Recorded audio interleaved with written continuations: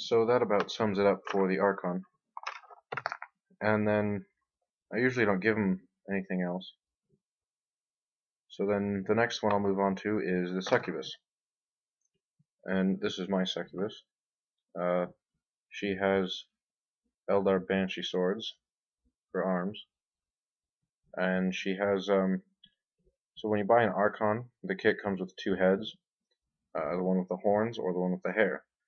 And so I gave her the Archon head with the hair coming out, and then the Banshee swords, so she's pretty unique. And I'm sure you can't really see it on the camera, but yeah, I don't think you can see it very well. But for the spandex on her, the legs and all the witches, I have this kind of metallic blue. It's a really dark blue, but it shines. It looks really cool. And then she has, of course, the red trim. Can't really see it. You kind of can, but and then I have a wash over.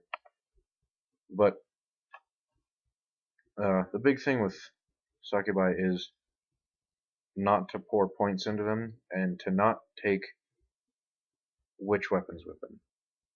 You have the option of giving them such things as Hydra gauntlets and chain flails or something like that they're called, I think. And that's just a waste. The biggest thing that I do with them usually is 75 points, which you saw on the list. I give them haywire grenades so that they fit in with the other witches and get those anti-tank things.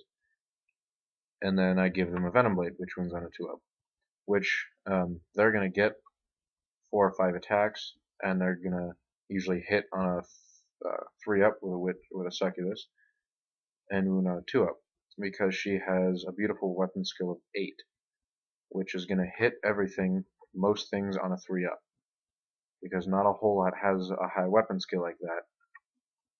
And when they have super high weapon skills like that, they're probably going to be big and hard to hit and really strong, so you're usually going to shoot at them. Because they specialize in close combat, like a Swarm Lord, who has, I think, a weapon skill of 6, who is just an HQ hunter. I never get into close combat with them because that's just a stupid idea.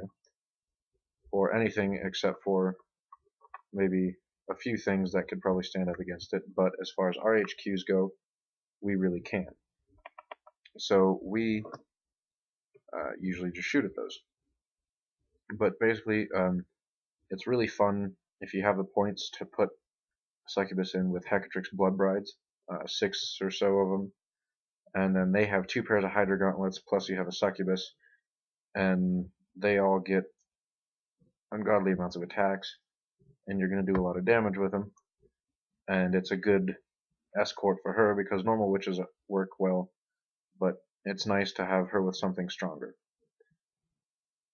And then so the last HQ that I use is the independent character Duke Sliscus, which I have a Warhammer Fantasy model, which just works perfect for him, I think, which I painted.